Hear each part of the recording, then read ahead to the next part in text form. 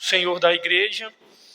É uma satisfação imensa, um prazer enorme, irmãos, estarmos nessa série expositiva em que nós estamos estudando a igreja aos Coríntios, onde o título da nossa mensagem é Uma igreja que saiu dos trilhos, como lidar com a comunidade problemática. Isso porque havia na igreja de Coríntios diversos tipos de problema, uma igreja fracionada, dividida, com diversos pecados distintos, desde pecado de divisão, pecados na área sexual, pecados e discussões em relação às santas ceias, pecados de questão doutrinárias e, inclusive, facções.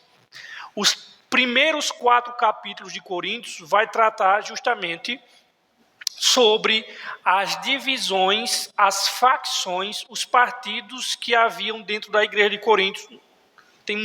Lá, pelo menos, tinha 4 partidos. Uns diziam, eu sou de Paulo, eu sou de Cefas, que é Pedro, eu sou de Apolo, eu sou de Cristo. E essa era, de fato, irmãos, uma igreja complicada, com problemas morais, espirituais e doutrinários. Em relação ao último problema, Paulo vai falar que tinha um grupo que não acreditava na ressurreição, irmão. Já pensasse isso, que heresia? E Paulo diz assim, olha, meu amigo, se Cristo não ressuscitou, nós somos falsas testemunhas, nós somos hereges, nós estamos pregando uma mentira. E se ele não ressuscitou, logo é vã a nossa pregação, e vã a nossa fé, e vocês estão perdidos nos pecados de vocês. Porque, de fato, um salvador morto não salva ninguém, irmãos.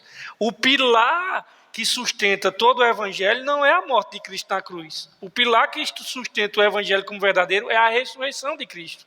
Porque Cristo poderia ter morrido, irmãos. Mas se ele não tivesse ressuscitado, seria mais um falso mestre, aí como surgiram tantos eles. Mas a marca distinta do evangelho é porque, de fato, Cristo ressuscitou. E aí, existia na igreja de Coríntio esse espírito faccioso. E os irmãos de Coríntios pareciam viver em constante guerra entre si. E eles não conseguiam entender como agir em relação às comidas sacrificadas. Nós vamos chegar ainda nesse episódio. Sacrificada aos ídolos, essas comidas. Havia discussões deles em relação à Santa Ceia. E nos últimos sermões que nós pregamos, nós vimos que depois de denunciar esses 4 partidos, Paulo vai combater esse espírito de divisão de uma maneira diferente. Ele vai mostrar, e nós vimos, que a mensagem da cruz, ela divide a raça humana em 2 grupos, em 2 classes, a saber, salvos e perdidos. Então, essa mensagem da cruz, que para os que estão se perdendo, para os que se perdem, é loucura, mas para os que são salvos, é o poder de Deus. E Paulo vai dizer que diante da cruz só existem 2 grupos, salvos e perdidos. Por isso que o evangelho, ele sempre cumpre o seu propósito, de salvar e de condenar. Foi pregado o evangelho hoje, uma hipótese, no Pátio do Forró, 100 mil pessoas, ninguém se converteu, foi fracasso nenhum. Cumpriu o seu propósito, condenar os perdidos.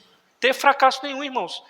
A Bíblia diz que nós somos o bom perfume de Cristo, cheiro de vida para os que se salvam e de morte para os que se perdem. Simples assim. Essa espada que vai dividir na raça humana, ela sempre vai cumprir o seu propósito. Ir por todo mundo pregar o evangelho. Quem crer será salvo, quem não crer será condenado. Acabou-se.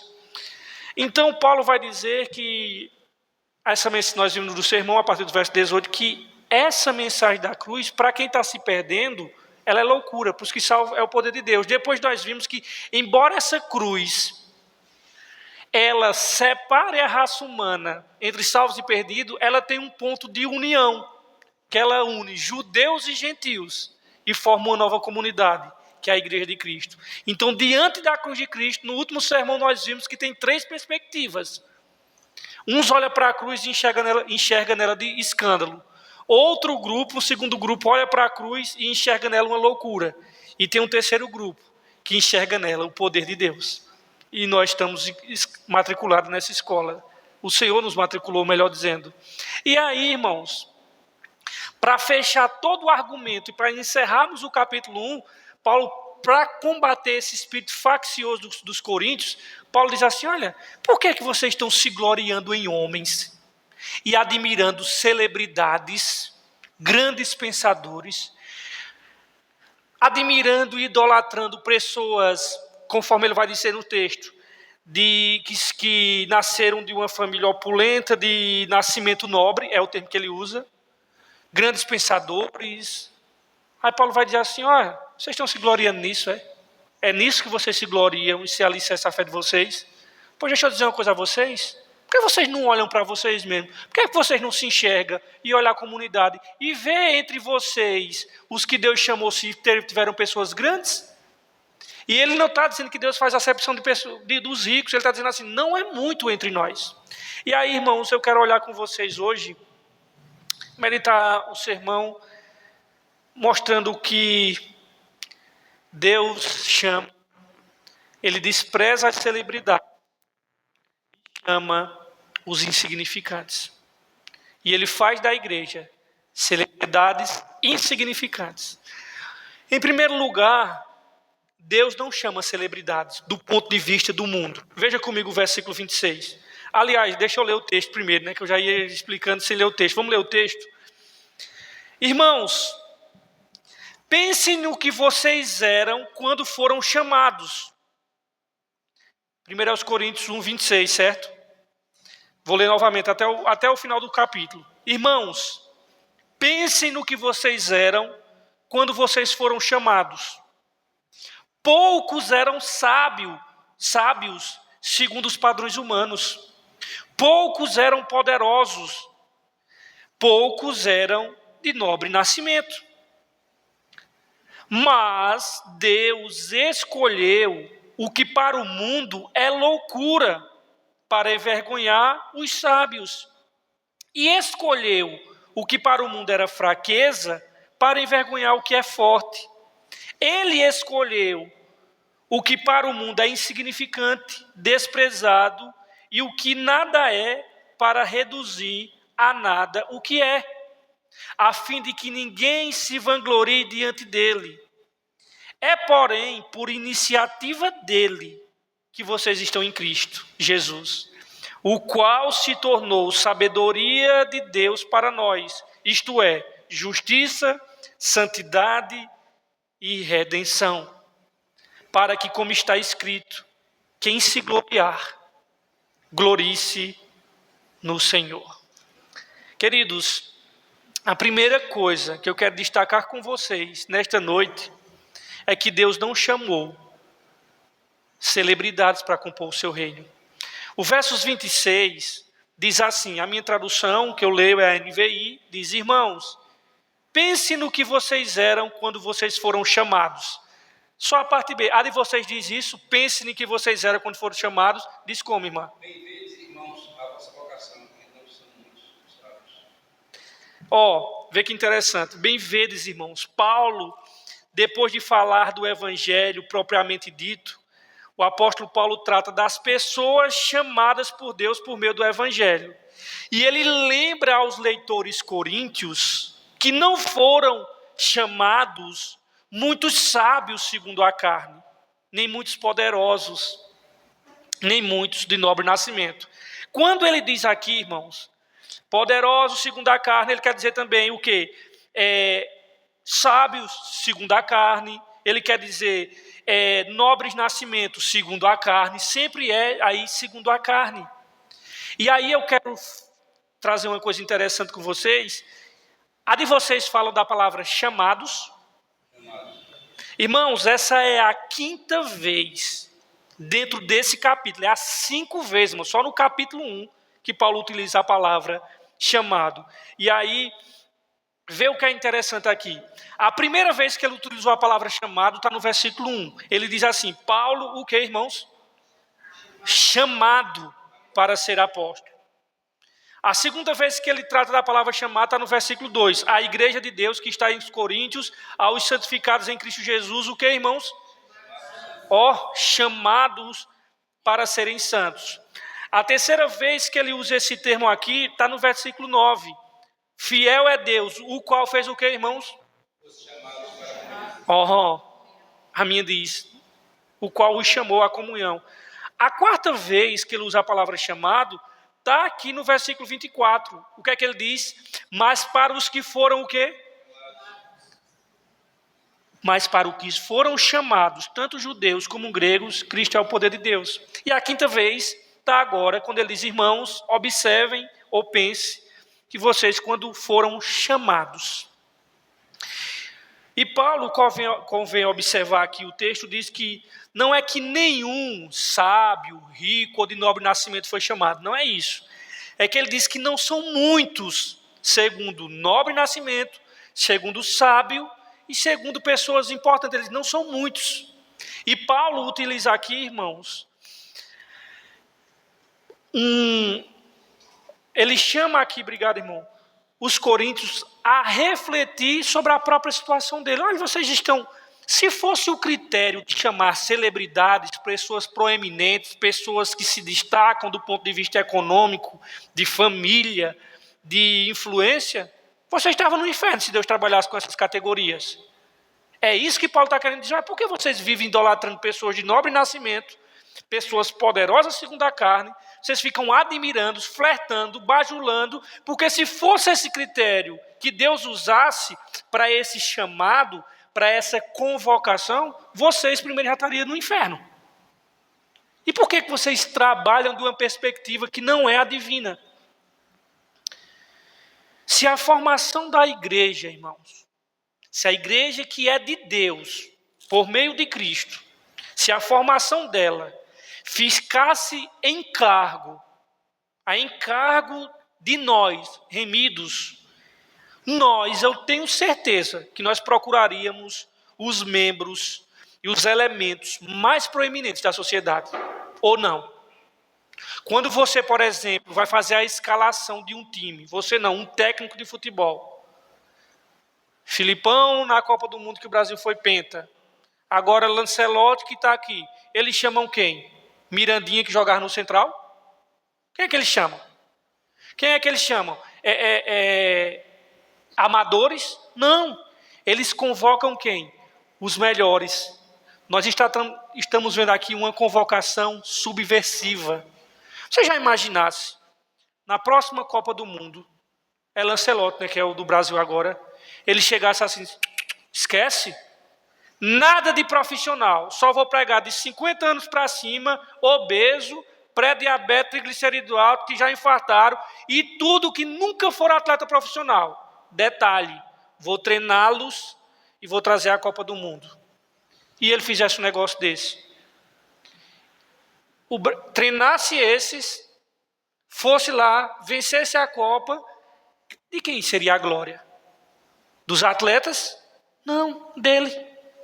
É isso que o texto está dizendo, irmãos. Deus está formando a sua igreja, não de atletas proeminentes, não de pessoas que do ponto de vista do mundo, nós ficamos assim, ó que sábio, ó que pessoa... Não, as coisas desprezíveis desse mundo, ele tem formado a igreja dele.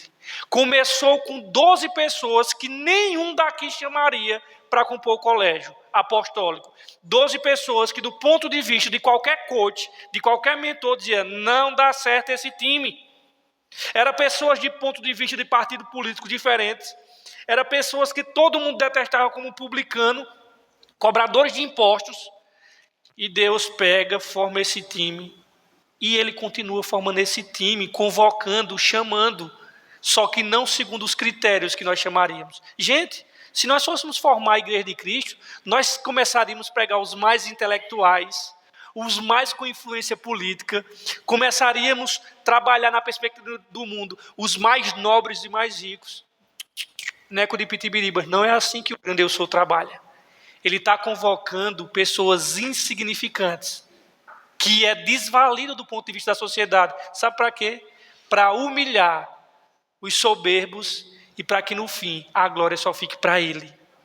E aí, irmãos, o versículo 26 aqui, ele ensina, porém, que Deus começa a preterir, rejeitar aquilo que os homens tanto estimam. O próprio Jesus disse que aquilo que é elevado para os homens é o quê? Abominável para Deus. Mas aquilo que geralmente os homens abominam, aquilo é elevado diante dos olhos de Deus.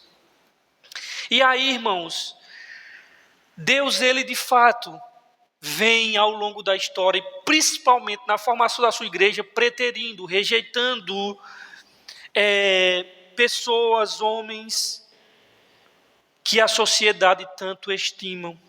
Em geral, Jesus começa a convocar pessoas que não são consideradas importantes para a sociedade.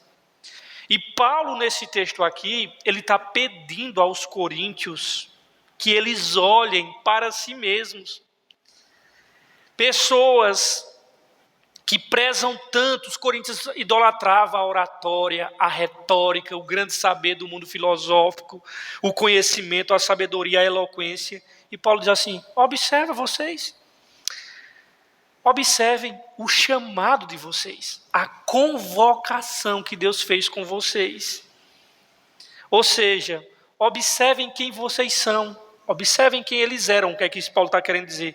Como Deus os chamou e por meio de quem Deus os chamou. E ao fazer isso, os coríntios deveriam perceber que Deus não valoriza absolutamente nada daquilo que eles estavam exaltando e a quem dava tanta importância. O chamado aqui é para realinhar o pensamento e a maneira de tratar as coisas e as categorias pelas quais eles davam importância às coisas. Logo em seguida, Paulo vai falar sobre 3 tipos de pessoas, 3 categorias de pessoas que constituía a elite política, a elite econômica, financeira e a elite religiosa daquela época, daquele tempo. Eram pessoas que os coríntios babava, admirava, tietagem, que eram fãs. E Paulo vai dizer, irmãos, que essas pessoas que tantos coríntios admiravam, e ao mesmo tempo pessoas a que Deus não dava a mínima para essas coisas. Paulo utiliza, como eu já falei, 5 vezes, nós não podemos desprezar isso, a palavra chamado. Como eu falei, verso 1, 2, 9, 24, 26. E os chamados aqui estão se referindo àqueles que foram persuadidos pela pregação e chamados eficazmente pelo Espírito Santo. Se a igreja de Corinto parasse para observasse os seus membros, eles veriam que não haviam dentre eles ali que pudesse ser considerado sábio segundo o mundo, ou pelo menos boa parte, a maioria maciça da comunidade não era o de nascimento nobre, e também não eram pessoas proeminentes da sociedade. A igreja de Corinto, como toda a igreja do primeiro século, era composta em sua maioria de pessoas comuns, e digo demais, a igreja do primeiro século, ela quase toda era composta de escravos do Império Romano, pessoas que não tinham nenhuma importância. Era um ou outro de proeminência que se convertia, como Nicodemos, não no capítulo 3, no capítulo 19 já mostra que ele tinha nascido de novo mesmo. Era um José da Arimateia, que era um rico, era um aqui, outro acolá, como diz o Matuto. Mas no geralzão, era Zé Polvinho, irmãos. Para a glória de Deus. É assim que Deus trabalha. E aí o que é que acontece? Paulo mostra aqui, a segunda categoria abordada por Paulo aqui, são os poderosos, que eles, vejam, irmãos, não são muitos poderosos segundo a carne. E os poderosos aqui, irmãos, que seriam os políticos, os governadores, ou seja, pessoas que detinham o poder. E lembre-se que quando Paulo escreve essa carta, quem era o império que dominava tudo e todos? Era o grego? Não, já tinha sido abatido, embora ele influenciou, embora o Império Romano tinha sido influenciado totalmente pelo pensamento grego, por causa de Alexandre o Grande. Mas quem estava mandando nesse momento aqui era o Império Romano. Vocês já estudaram como era que o Império Romano pensava do ponto de vista cultural e político?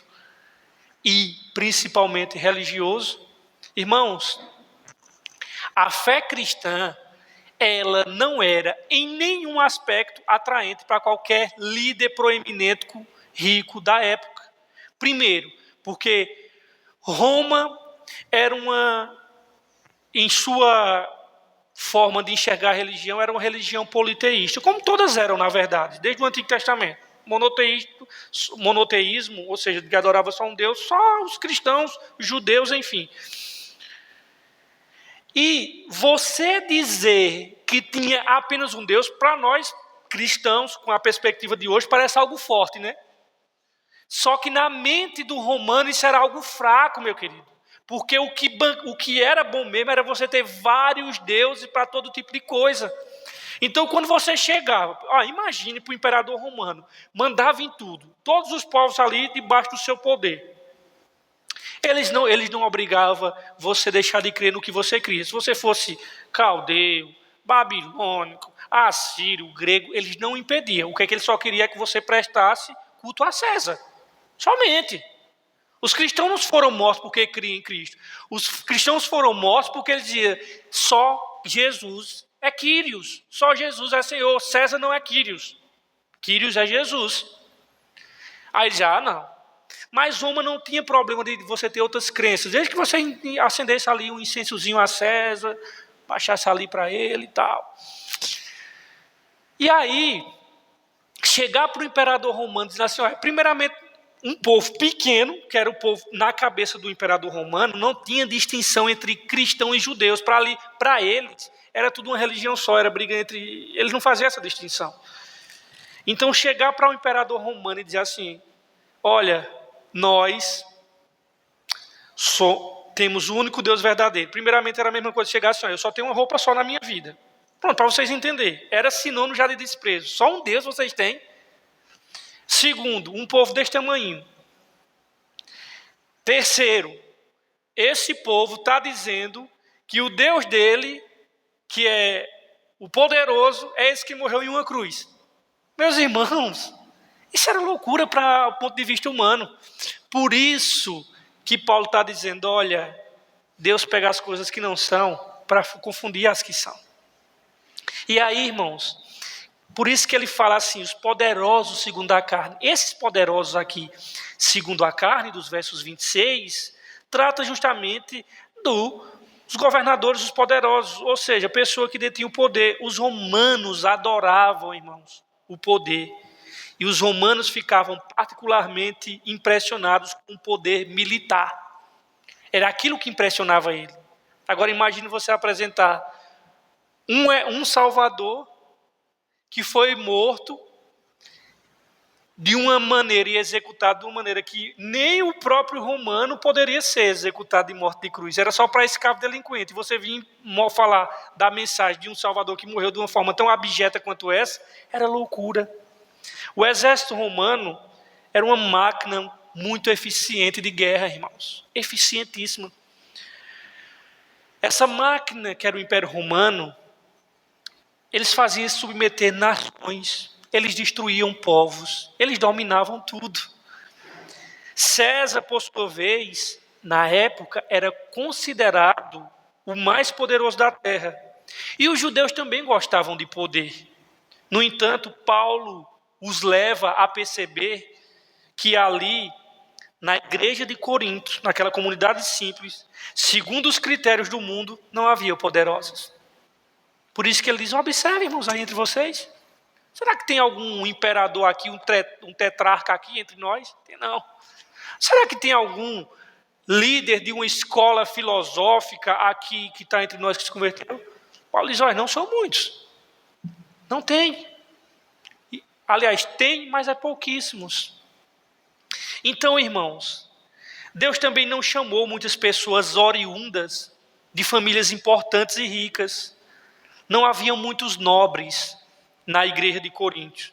E ao mencionar essas três categorias aqui, dos versos 16, né, que ele diz assim, olha, poucos eram sábios segundo a carne, poucos eram poderosos, poucos eram nobres de nascimento. Quando ele fala dessas 3 categorias aqui, irmãos, o que é que o apóstolo Paulo está querendo mencionar aqui? Os sábios, os poderosos e os nobres.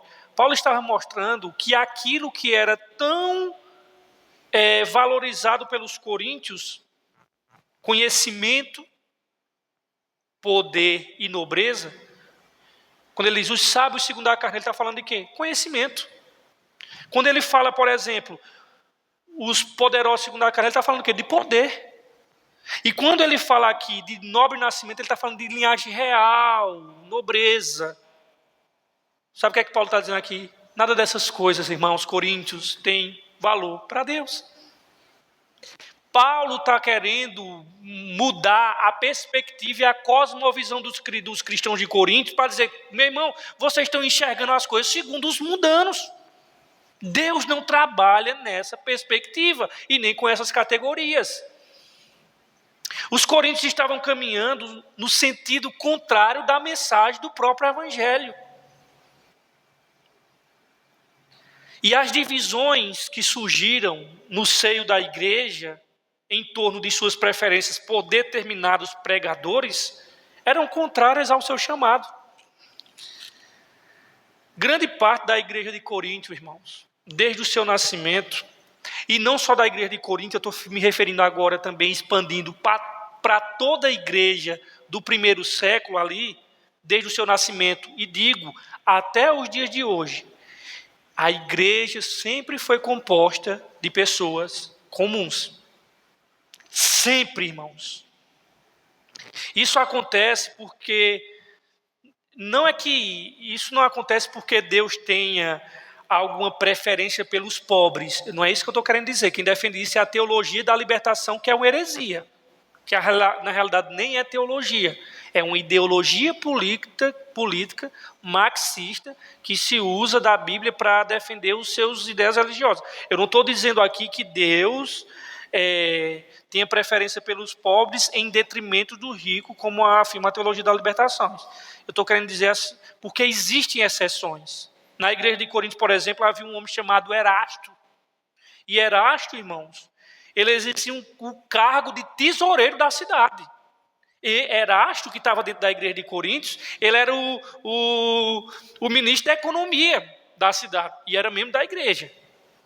Entende? Eu não estou dizendo aqui que é, como diz Leonardo Boff e o irmão dele, né, que o reino de Deus é panela cheia. Irmãos, nada a ver. O evangelho não é panela cheia. Agora, socorrer os pobres é um desdobramento do evangelho, mas não é o evangelho. Essa teologia da libertação foi tão propagada aqui em Pernambuco de forma nefasta por Dom Helder Câmara, que é um herege também.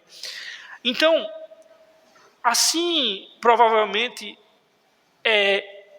esse Fresto aqui, que é mencionado em Romanos 16 também, era um homem nobre de nascimento e que tinha uma grande influência. No entanto, Erasto, ele era uma exceção, né?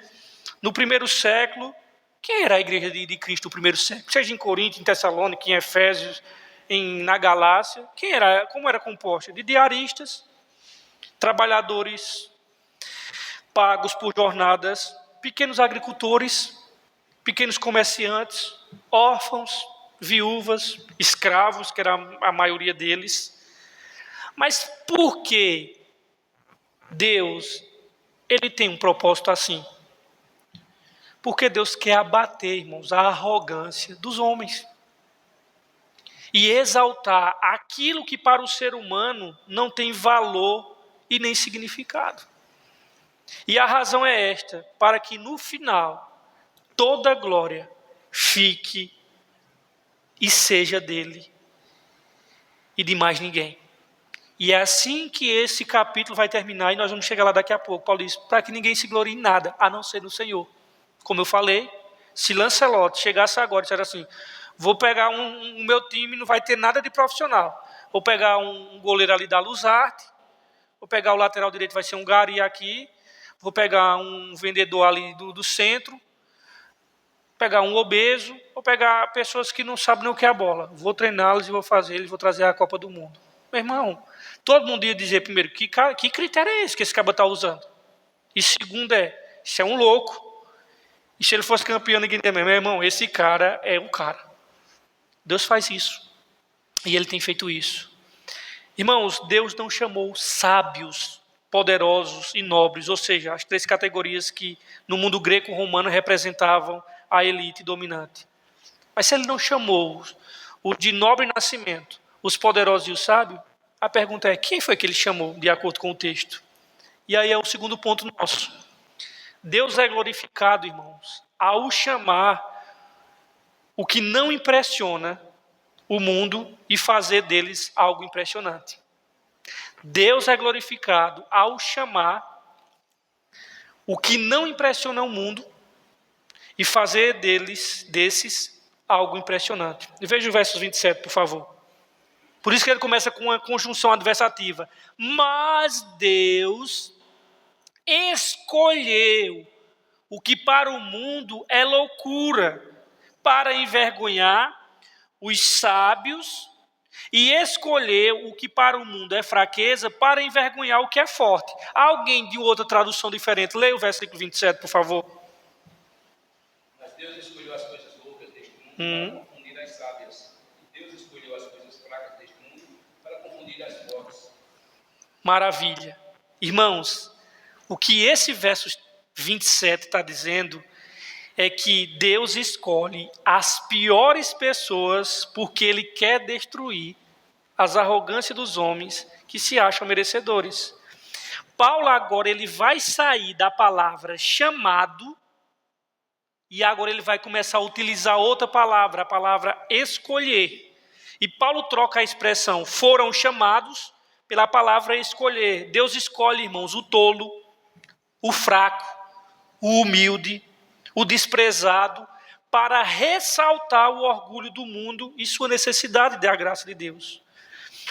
O que é que o mundo perdido sem Cristo admira?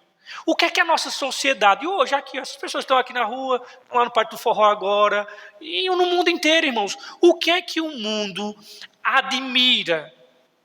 O que é que as pessoas sem Cristo, elas enchem os olhos? Irmãos, o mundo perdido admira berço de ouro. O mundo perdido admira status social. O mundo perdido e os seus valores admira e baba e bajula e brilha os olhos sucesso financeiro. O poder político, isso é fulano da família de Talves. E o reconhecimento social. Hoje mesmo eu estava dando uma olhada à situação do Brasil e até acho que eu salvei isso, mostrando como é que o Brasil funciona há séculos. E mostrando, pegando a árvore genealógica dos grandes políticos aqui do Brasil, pegou da família de Ciro Gomes, lá do bisavô dele, que foi fundando uma cidade, e aí mostra a árvore genealógica, essa família aqui, proeminente. Depois pegou a família de Renan Calheiros, mostrando lá do tataravô, que era isso, tal. Outra família que faz parte do poder. Depois pegou a família de Dino, desde o bisavô dele. Depois aqui de Cássio Cunha Lima, do avô tal, até esse agora, Bruno Cunha Lima, que é um cristão, tem até um bom conhecimento bíblico. Estou dizendo que ele é íntegro, porque eu não acredito em ninguém na política, mas quando foi mostrando, você percebe que o mundo, a política brasileira, ela é formada por várias famílias. E que vem assim de gerações em gerações. Tem mais famílias, tem a do Piauí, que eu esqueci, aqui de Marcel também, tinha várias, e você consegue começar a entender, e mostrando cada um, as funções dele e tudo. Irmãos, o que Paulo está querendo dizer é que o mundo, na sua perspectiva, valoriza isso. Pessoas de nobre nascimento. Pessoas que vieram de uma linhagem, de pedigree. E Paulo diz, Coríntios, por que vocês admiram isso? Se Deus trabalhasse na categoria de vocês, você já ia direto para o inferno, porque vocês são pedigrees, vocês são vira-latas. Vocês entendem que vocês não têm linhagem real? E graças a Deus que Deus não trabalha nessa categoria. Irmãos, só que status sociais, berço de ouro, recurso financeiro abastado, nenhuma dessas coisas pode nos recomendar a Deus e nos garantir vida eterna. E o que é que essas pessoas do mundo dão valor? Elas dão valor a isso, irmãos. Berço ilustre, ao nome da família, ao lugar onde a pessoa mora. Onde é que tu mora? Já para saber se respeita a pessoa ou não. Quanto é que tu ganha? Porque ali ela está pegando uma régua para saber se respeita essa pessoa ou não. Qual a faculdade que você cursou? A posição que você ocupa na sociedade? São essas coisas que o mundo valoriza, irmãos. E que enche os olhos e que faz as pessoas se prostrar, se dobrar, babar, bajular, ficar encantadas. E Paulo diz que Deus não dá valor e não dá mínimo valor para isso. Deus não dá a mínima, irmãos. Pelo contrário, essas coisas são preteridas diante dele, abominável aos seus olhos. Nada disso. Pois segundo a linguagem de Paulo, não é a minha não, é a de Paulo. Deus escolheu as coisas que não são para envergonhar as que são. Deus não permite que ninguém se vanglorie na sua presença. E ao mencionar as coisas absurdas do verso 27, mas Deus escolheu o que para o mundo é loucura, para envergonhar. Há de vocês usar as palavras coisas absurdas? Não. Alguma, no verso 27? Ao mencionar as coisas absurdas, vamos utilizar as coisas loucas desse mundo, Paulo está se referindo aqui, irmãos, àqueles que aos olhos do mundo eram considerados tolos. Ou vocês acham que, de ponto de vista dos grandes nomes, eu não vou pegar nem do Brasil inteiro, irmãos, nem do Brasil inteiro. Vamos pegar aqui de Caruaru, uma cidade que está no Nordeste, uma região menos favorável do país. A gente já está assim, irmãos, pode vir alguma coisa boa de Nazaré. Aqui de Caruaru, vocês acham que para essas famílias nobres aí, a gente tem algum significado? Nenhum, irmãos. Nós somos vira-lata. Então, eu quero que vocês entendam a categoria do mundo, irmãos. Paulo está se referindo que, aos olhos do mundo, essas coisas loucas que Deus escolhe, que Ele chama,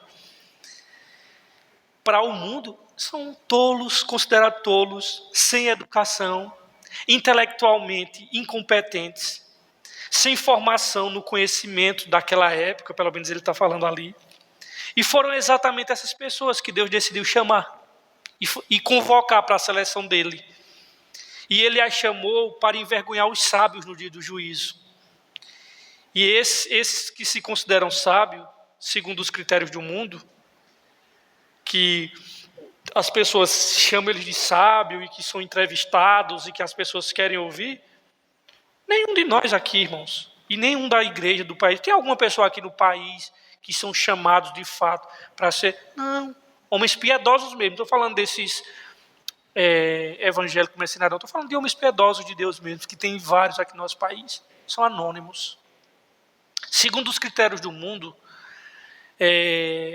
eles vão descobrir no dia do juízo final que sua sabedoria não tem valor algum. E assistirão naquele dia Deus exaltar aqueles que Ele convocou. E ainda no versículo 27, Paulo afirma que Deus escolheu as coisas fracas do mundo para envergonhar as fortes. Não é assim que a de vocês diz? Isso, para confundir, A minha diz para envergonhar as fortes. A palavra forte aqui no versículo 27, irmão, significa aquelas pessoas poderosas, segundo os critérios do mundo, como eu já falei, poder econômico, político e financeiro. Já as coisas fracas que ele usa no versículo 27 aqui, são pessoas comuns, sem poder, sem influências, que foram chamadas, ou melhor, o texto diz, foram escolhidas, para que no dia do juízo, os fortes vejam que todo o poder e arrogância eram fraquezas diante de Deus. Versos 28, veja o que é que Paulo diz. Ele escolheu o que para o mundo é insignificante, desprezado, e o que nada é, para reduzir a nada o que é. Alguém em outra tradução lê, por favor. E Deus escolheu as coisas vis deste mundo e as desprezíveis, e as que não são, para aniquilar as que são. Escolheu as coisas vis e desprezíveis desse mundo, para aniquilar. Olha os termos que ele usa: vis e desprezíveis. Irmãos, o que esse versos 28 está nos dizendo é que quem são esses vis e desprezíveis? São os pobres, são os plebeus e as pessoas sem importância para as elites. E Paulo contrasta com aquele que é nobre de nascimento e famílias afortunadas. Vocês não percebem no contraste de Paulo? Ele falou primeiro nobre de nascimento. Depois ele pega as vis e desprezíveis. Ele está falando, esses vis e desprezíveis é plebeus, sem pedigris. Pessoas que, na verdade, fazem contraste com as famílias de nobre nascimento e afortunada. Deus emprega esses instrumentos pouco promissores para reduzir a nada as coisas que são. Em outras palavras, ele se agrada de escolher pessoas sem valor aos olhos do mundo e usá-las para glorificá-lo. Esses versículos devem servir, irmãos, de repreensão e de apreensão aos remidos que procuram obter favor de pessoas proeminentes. Irmãos, som do seu coração. Se você, às vezes, quando vê uma pessoa com um grande cargo, com um grande poder financeiro, você já começa a ter um faniquito. Isso é uma apreensão, irmãos, aos cristãos que procuram obter favor de pessoas proeminentes, personalidades famosas e que demonstram pouca ou nenhuma consideração pelos santificados de Deus, que são os mais humildes. Vamos sondar o nosso coração e vermos se nós não temos esse tipo de comportamento, que, aliás, Tiago vai dizer que se nós fazermos a acepção de pessoas, isso é pecado diante de Deus. Irmãos, eu não tenho dúvida que é sinagoga de Satanás qualquer igreja que fez área VIP, irmãos. Isso não é mais igreja, irmãos. Isso é sinagoga de Satanás. Área VIP, com pecador imundo. Irmãos, isso é ridículo. Pega uma igreja séria para vocês verem se tem área VIP. Pega essas igrejas tradicionais sérias para ver se tem áreas VIP lá. Irmãos, isso é coisa de Satanás. E o que Paulo está querendo dizer aqui, que todo o caminho da redenção segue essa tendência.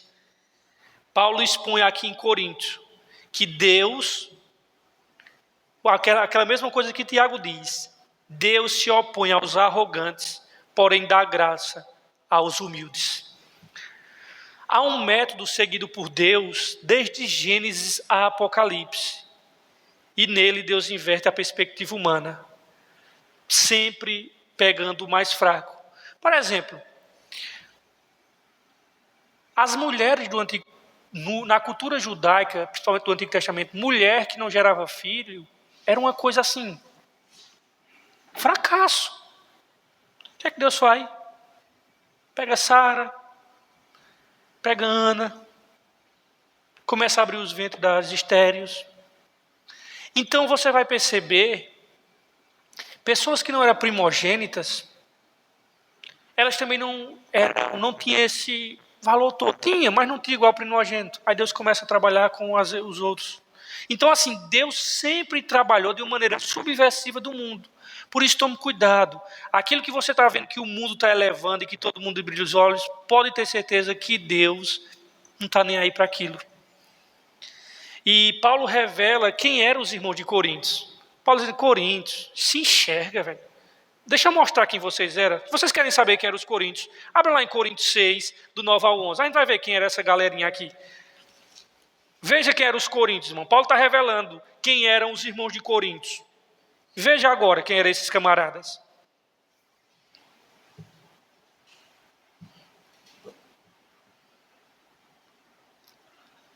Seis, dos versos 9 ao 11. Posso ler? Olha o que é que Paulo diz aqui. Ó. Ele faz perguntas retóricas. Vê quem eram os coríntios aqui, irmãos. Vocês não sabem que os perversos não herdarão o reino de Deus? Não se deixem enganar, nem os imorais, nem os idólatras, nem os adúlteros, nem os homossexuais passivos ou ativos, nem ladrões, nem avarentos, nem alcoólatras, nem caluniadores, nem trapaceiros herdarão o reino de Deus. Olha o que ele diz agora, olha quem eles eram. Assim foram alguns de vocês, mas vocês foram lavados, foram santificados, foram justificados no nome do Senhor Jesus Cristo e no Espírito do nosso Deus. Deus, irmãos, o que Paulo está dizendo aqui é que Deus não chamou quem os coríntios exaltavam. Deus não chamou quem os coríntios exaltavam. Ele chamou pessoas que eram como os irmãos de Corinto, ladrões, bêbados, idólatras, caluniadores, imorais. Vocês lembram o texto que o irmão Jefferson escolheu aqui? Chama quem? Sai chamando os aleijados, sai chamando todo mundo para essa festa. Deus está chamando, tem lugar à mesa. Sai chamando os pecadores, os desprezíveis, nos becos, nas vielas. Porque chamaram para o pessoal começou a fazer o quê? Dar desculpa. Não, eu tenho uma coisa para fazer, tenho um terreno para olhar, tenho um casamento para ir. O Senhor disse, espera aí, sai fazendo esse convite, sai chamando a bagaceira, sai chamando a caminhada do cuscuz amanhã de Caruaru para vir para o banquete da graça. Sai chamando aqui a galera desprezíveis e só bagaceira e a escória do mundo. Chame esses porque tem lugar à minha mesa. Chame pessoas sem pedigris. Chame pessoas desprezíveis. E aí, irmãos, eu quero que vocês voltem aos Coríntios, no capítulo 1, para nós continuarmos estudando e nós vermos, irmãos, outra coisa aqui.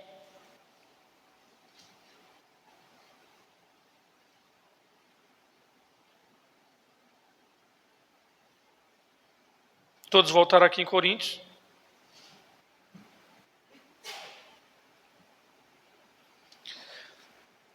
Mas nós devemos perguntar, qual a motivação por trás do chamado? Ele falou chamado aqui, nós devemos perguntar, mas qual é a motivação de Deus por trás desse chamado? Por trás desse chamado, qual é a motivação? Leia comigo o verso 29, vocês vão ver a motivação. A fim de que ninguém se glorie diante dele. Olha aqui, irmãos, o motivo é esse. Deus escolhe as coisas absurdas, fracas e insignificantes para envergonhar o homem e derrubá-lo de sua posição de arrogância e vaidade. No entanto, sua motivação última pode ser encontrada aqui, nos versos 29. Para que nenhum mortal se glorie na presença de Deus. Irmãos, entenda bem. Deus estabeleceu critérios para que ninguém possa atrelar o seu chamado a fatores como nobre nascimento, sabedoria e conhecimento ou moralidade. Não, eu fui chamado porque realmente a minha família, desde o meu avô, é uma família de crente, passou pelos meus pais, o meu tio, então eu sou... Não, irmãos. Não. Você não foi chamado porque você foi sábio. Foi graça do Senhor, irmãos. Em quem esse versículo 19 diz que nós devemos se gloriar em nós mesmos, na nossa sabedoria, no pedigree que nós nem temos? Não. Se nenhum mortal deve se gloriar na presença de Deus, como Paulo escreve no versículo 29, então em quem devemos nos gloriar, irmãos? Uma vez que a salvação pertence somente ao Senhor. Ninguém além dele é digno de ser louvado. E aí Paulo vai falar, versos 30. É, porém, por iniciativa dele, que vocês estão em Cristo Jesus, o qual se tornou sabedoria de Deus para nós, isto é, justiça, santidade e redenção. Salete, leia na sua, por favor. Mas vós sois dele, em Jesus Cristo, o qual, para nós, foi feito por Deus sabedoria, justiça e santificação e redenção. A minha diz, é porém por iniciativa dele, e a de Salete diz, vós porém sois dele. Irmãos, o texto diz que Jesus se tornou para nós sabedoria de Deus, justiça e santidade e redenção. 3 coisas. O que Paulo está dizendo aqui é justamente isso. Jesus se tornou, da parte de Deus, para nós, aquilo que os sábios e poderosos do mundo buscavam e jamais encontraram. Os gregos buscam o quê? Sabedoria. Os judeus pedem o quê? Poder. Paulo está dizendo, meu amigo, Cristo se tornou isso tudo para nós. sabedoria, poder. Vocês não encontraram no mundo, mas nós encontramos em Cristo Jesus. Ele se tornou, vamos pegar aqui o primeiro elemento, ele se tornou sabedoria de Deus, da parte de Deus, né? O que é que Paulo está dizendo aqui? Que a sabedoria humana, na realidade a sabedoria de Deus, que é Jesus, ela é superior à sabedoria humana. Ela é sabedoria de Deus como o caminho para a salvação. Mas depois de sabedoria, o que é que ele se tornou para nós? Justiça, muito bem. Em segundo lugar, ele se tornou justiça. Por quê? Porque nele fomos feitos justiça de Deus. Tendo sido justificados pela fé, temos paz com Deus por nosso Senhor Jesus Cristo. Ou seja, mediante a fé em Cristo, somos considerados justiça de Deus. Não é assim que está em Coríntios, segundo aos Coríntios, capítulo 5, versículo 21, diz assim, aquele que não conheceu o pecado, falando de Jesus, aquele que não conheceu o pecado, Deus o fez pecados por nós, para que nele fôssemos feitos o quê? Justiça de Deus. Irmãos, mediante a fé em Cristo, nós somos considerados justiça de Deus. Mas em terceiro lugar, além de sabedoria e justiça, ele é o que para nós? Santificação.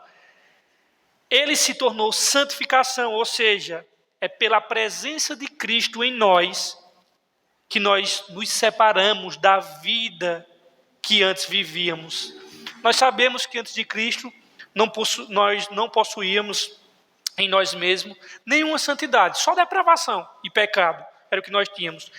No entanto, todavia, contudo, ao sermos chamados, ao invocarmos Cristo como Salvador, somos posicionalmente santificados e por meio do seu poder podemos ser transformados de um grau de santificação em outro, como Paulo diz em Coríntios, de glória em glória, sendo transformados na imagem de Cristo. E por último, Cristo se tornou para nós o quê? Redenção. Por quê? Porque Ele nos redime deste mundo mal. A palavra redenção, vocês sabem, né? Significa a libertação que é feita mediante um pagamento de um preço. Então, se Ele se tornou redenção, Ele nos liberta deste mundo mal, Ele nos liberta das consequências finais do pecado e nos faz herdeiros do novo céu e nova terra. Ou seja, quando Ele se faz redenção, trata-se sem dúvida, de uma referência à redenção em seu aspecto final, quando o Senhor virá nos buscar para nos levar ao nosso lar junto dele, quando seremos remidos de corpo, alma e espírito. Até porque a redenção do nosso corpo ainda ela é futura, né? Esse é o terceiro aspecto da salvação que nós já sabemos aqui. Então, irmãos, fazendo um resumo para nós fecharmos, fazendo uma síntese só desse versículo 30, né, que diz que Jesus foi feito da parte de Deus sabedoria, justificação, aliás, sabedoria, justiça, santidade e redenção. O que é que nós podemos dizer desses elementos que nós elencamos aqui? É que a sabedoria fora de Cristo não passa de uma loucura incriminatória. A justiça fora de Cristo não passa de culpa e de condenação. E santificação fora de Cristo não passa de imundície e pecado. E redenção fora de Cristo não passa de cativeiro e escravidão e perdição. É o ponto, irmãos. Cristo é tudo isso da parte de Deus para nós. Que Salvador bendito, irmãos. Que Salvador maravilhoso nós temos. E para fecharmos aqui, os versos 31. Para que, como está escrito, quem se gloriar, glorie-se em quem? Nos versículos 31, Paulo faz uma referência aqui a Jeremias 9, 23 e 24. Se vamos se gloriar em nossa sabedoria, devemos então, irmãos, afirmar que nos gloriamos no fato de que Deus se tornou, da parte de Deus, sabedoria para nós. Se glorie nisso. Gloriamo-nos porque em Cristo somos mais sábios do que aqueles que ganharam o prêmio Nobel. Pode ter certeza, irmão. Tem esse pessoal que ganharam aí o prêmio Nobel. Eles podem saber tudo sobre as leis naturais, por exemplo. Mas em Cristo nós conhecemos o sentido da vida. Em Cristo nós sabemos de onde nós viemos, o que nós estamos fazendo aqui e para onde nós vamos. Aquela grande pergunta filosófica que intriga todo mundo: de onde eu vim? O que é que eu estou fazendo aqui? Para onde eu vou? Qual é o sentido da vida? Querido, todos aqueles que foram chamados em Cristo conhecem o sentido da vida, sabem a razão pela qual existimos, de onde viemos e para onde vamos. O que é que esse texto tem a nos ensinar essa noite? O que é que ele tem a nos cobrar e ele espera de nós? A primeira coisa que eu quero dizer a vocês é que os coríntios, eles viviam encantados por gente importante. Eles gostavam de celebridades, e a grande ironia desse parágrafo é que se Deus fosse que nem eles, se Deus fosse o tipo de ser que quisesse formar um povo de celebridade, os coríntios estavam fora. Eles seriam os primeiros enviados para o inferno. Então eles deveriam, por causa disso, parar de se gloriar nos homens. E se gloriar apenas em quem, irmãos? Em Cristo, no Senhor. Era o que eles deveriam fazer, irmãos. E quais são as lições que essa passagem nos ensina? A primeira delas é que nós precisamos aprender a valorizar aquilo que Deus considera importante e a desconsiderar aquilo que Deus julga insignificante. Essa é a grande lição desse capítulo.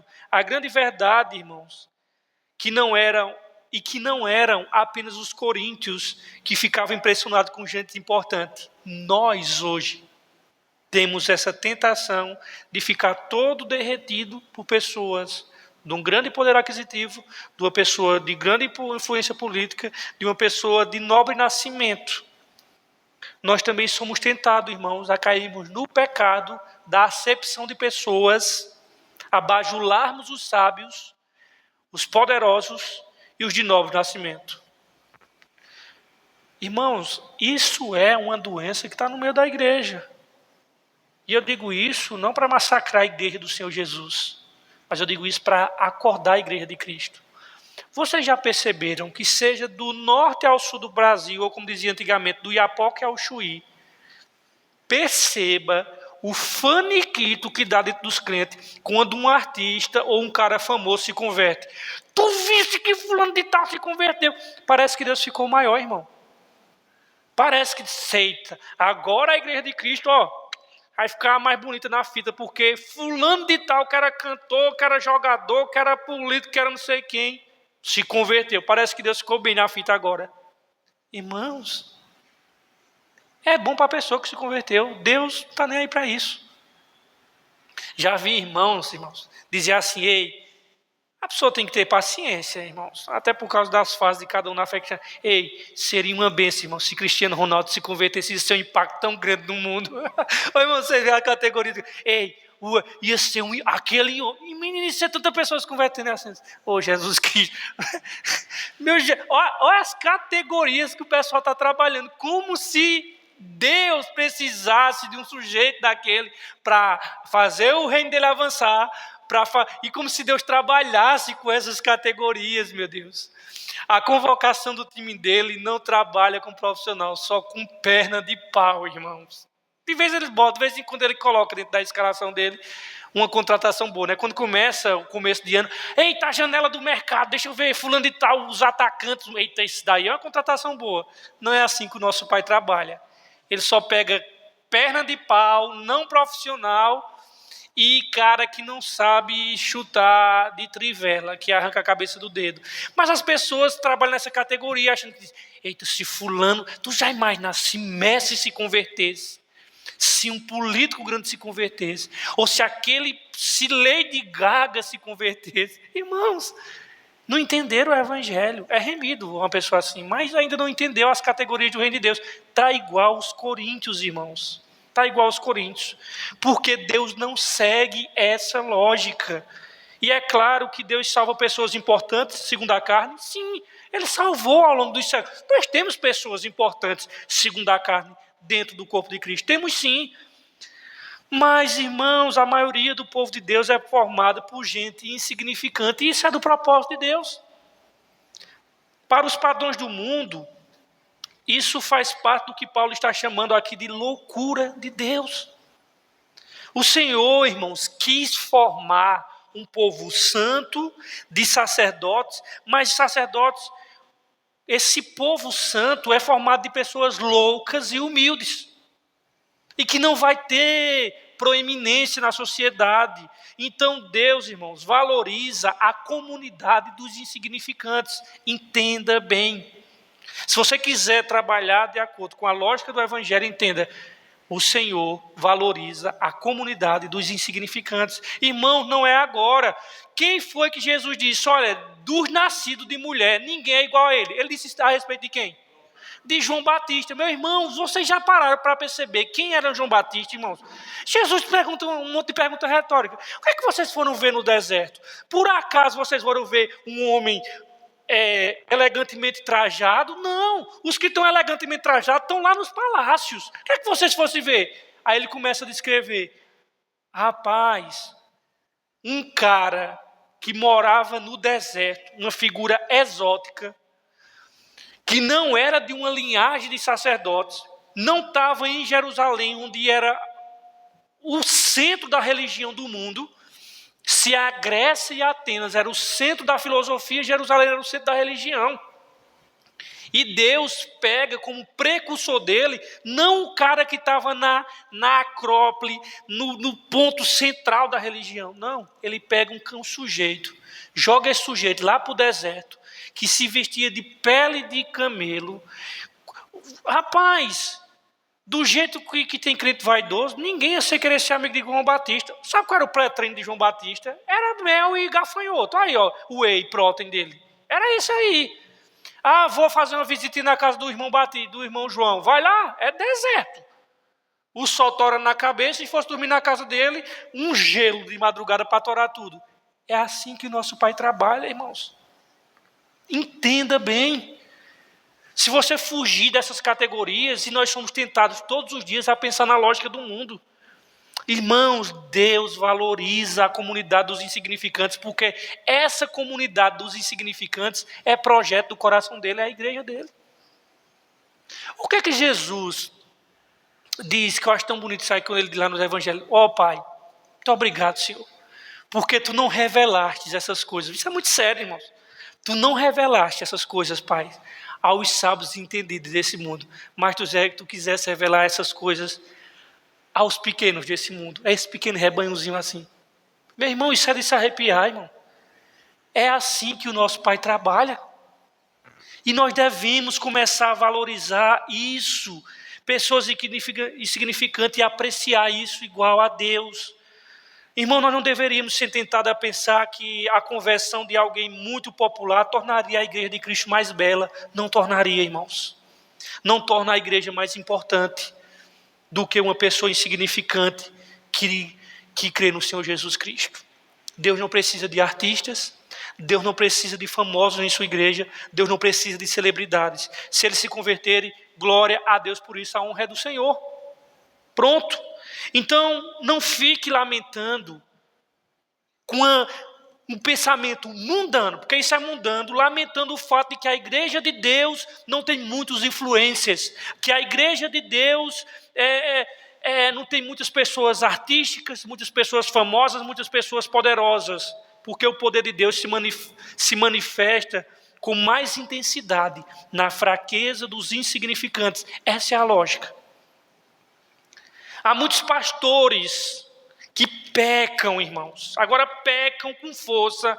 Há pastores que pegam, de repente, se converte uma pessoa que era famosa, seja um grande cantor famoso, seja um grande jogador, ou seja um grande político, e de repente essa pessoa, um grande empresário da cidade, e de repente uma pessoa com renome, uma pessoa extremamente influente da sociedade, essa pessoa se converte, vamos dizer, um Cristiano Ronaldo, seja lá o que for, aquela pessoa passa primeiro a ser bajulada dentro da igreja, o pecado, ela é colocada em um cargo de liderança sem nem ter nenhum conhecimento bíblico, Vê para aí que desgraça. E aí, irmãos, essa liderança pega, essa pessoa não tem nenhuma experiência espiritual, essa pessoa nunca passou pelo discipulado, não sabe o que nada de Bíblia, e alguns, inclusive, de forma mercenária, pega esses camaradas e já ordena pastor. Meu irmão, isso é um pecado, irmãos. Uma liderança séria jamais faz um negócio desse, mas as pessoas trabalham com essas categorias, e é muito triste quando a igreja deixa de ser regida começa a ser regida pelas leis desse mundo, quando a igreja passa a avaliar a importância dos crentes a partir dos padrões da carne. Na igreja do Senhor não pode funcionar assim, irmãos. E eu fiquei até pensando, quando eu estava formando essa pregação, eu digo, meu Deus, se acontecesse um dia, é claro que isso aí é a coisa só, mas Deus pode fazer isso, se acontecesse de um cabo famoso chegasse lá na Missão Boa Nova, eu queria ver como é que os irmãos se comportam. Acredito que eu pensei isso essa semana, irmão. Aí eu fiquei pensando, primeiro, se chegasse um incrédulo aqui, né? Por exemplo, todo São João, todo mundo sabe que Fátima Bernardo só vive lá no Alto Moura, com aquele boyzinho dela, né? Está lá no Alto Moura.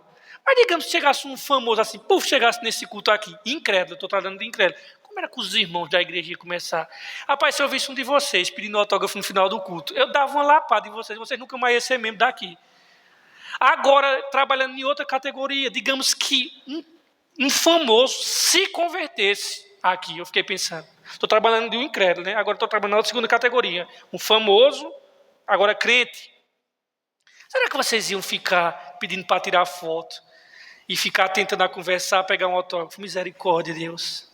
Eu fiquei pensando nisso. Porque, irmãos, quando uma pessoa famosa, proeminente, influente e de grandes status sociais, quando ela entra numa igreja autêntica, numa igreja bíblica, e se ela não for de Cristo, ela não pode se sentir celebridade. Sabe o que ela tem que se sentir aqui dentro? Perdida, porque é isso que ela é. Irmãos, muitas vezes essa bajulação dos crentes, ao invés de contribuir para que aquela pessoa ela se enxergue como ela de fato é, pecadora, imunda, os crentes, sabe o que eles fazem? Atiçar mais ainda a vaidades e os tapetes vermelhos que essas pessoas passaram a vida inteira transitando toda a vida, eles, em vez de acabar com isso, fomentam mais ainda. Então veja, irmão, como a lógica do reino de Deus. Aprenda a valorizar o que Deus valoriza. João Batista hoje, ele era valorizado. Se ele tivesse o Instagram, ele não tinha nenhum like, nenhum seguidor. E não tinha, não. Nem era chamado para pregar na igreja, não. João Batista chegasse aqui, o pessoal já fazia assim, com o nariz. Agora, Deus olha para ele e diz assim, tá? Irmãos, eu acho muito lindo, é essa loucura de Deus. Deus olha assim, Jesus olha assim e diz, tá vendo isso aí? Os nascidos de mulher, ninguém é igual a esse camarada, não. Irmãos, isso é muito fantástico. Veja como é que Deus trabalha, irmãos. E esse texto aqui, eu acho que também deveria levar você e eu a considerar as pessoas que vocês seguem nas redes sociais. Quem vocês seguem no Instagram? Às vezes os crentes ficam acompanhando o dia inteiro a vida das celebridades, dos influencers, o que é que eles vestem, o que é que eles comem, onde eles andam, com quem estão dormindo, como é que gastam o dinheiro, onde moram. Irmãos, e os crentes acompanham isso com muita expectativa. O que é que está acontecendo, irmãos? Olha aquela pessoa, tu viste fulano de tal, aquela celebridade, todo aquele... Fica tietando pessoas que são inimigas da cruz de Cristo. Isso mostra, irmãos, muita coisa do seu coração. Isso mostra um lado seu, uma parte dentro de você que é regida pela lógica do mundo. Se você gosta de seguir as celebridades, o mundo, isso mostra uma coisa dentro de você que está sendo seguida pela lógica do mundo. Você considera importante, digno de ser acompanhado essas celebridades que os mundos consideram? Então você não aprendeu ainda, irmãos, e precisa se arrepender. Aprender a perceber essas pessoas como Deus a percebe. Olha, tu sabe como é que Deus percebe e enxerga as celebridades, os influencers, os artistas, os políticos, os famosos jogadores? Deus não está encantado com a vida dessas pessoas, irmãos, com a roupa delas, com a comida delas. Essas pessoas não são dignas da nossa admiração. Por isso que sempre será um mico, um gafe e vergonhoso um crente idólatra, seja por político, seja por jogador, seja por artista, seja lá o que for. Nós deveríamos ver essas pessoas como perdidas, como cegas e como pessoas que são escravas do mundo e pelas quais vivem escravas do mundo, da carne de Satanás e que estão caminhando para o inferno. E você já admirando essas pessoas, ao invés de orar por essas pessoas e pedir misericórdia a Deus pela vida delas. E que elas estão a passos largos da condenação. Eles estão confortavelmente caminhando para o inferno. Nós deveríamos enxergar essas pessoas assim, porque é assim que Deus as percebe. E do outro lado, irmãos, nós deveríamos aprender a valorizar e estimar os insignificantes desse mundo. Estes que você deveriam acompanhar, ouvir, aquelas pessoas que ninguém dá valor, você deveria ouvir, querer tomar como modelo. Porque, irmãos, só para fecharmos aqui 30 segundos, eu quero que você entenda, e o que eu vou dizer isso começou desde da igreja do primeiro século. Irmãos, a história do povo de Deus, e nós fazemos parte dessa história, a história do povo de Deus é a vitória do inculto sobre o culto, é a vitória do fraco sobre o forte, é a vitória dos humildes sobre os importantes. Foi assim o tempo todo na história da Igreja de Cristo. Então, é sobre essas pessoas que deveríamos focar o nosso interesse. Você deveria querer ouvir mais de pessoas simples de Deus, pessoas que caminham com o Senhor, pessoas piedosas que andam com o Senhor, que na verdade deveria querer mais ouvir dessas pessoas, caminhar com essas pessoas. Então avalie essa exortação de hoje à noite. O que o texto nos impõe é: avalie os seus critérios pelos quais você julga quem é alguém grande e importante. Você pode, à semelhança dos coríntios, irmãos, estar precisando de uma mudança de pensamento. Pensar como Deus e pensar com os valores que Deus possui na sua categoria. Que Deus nos abençoe. Até amanhã. Temos cantina, vamos prestigiar.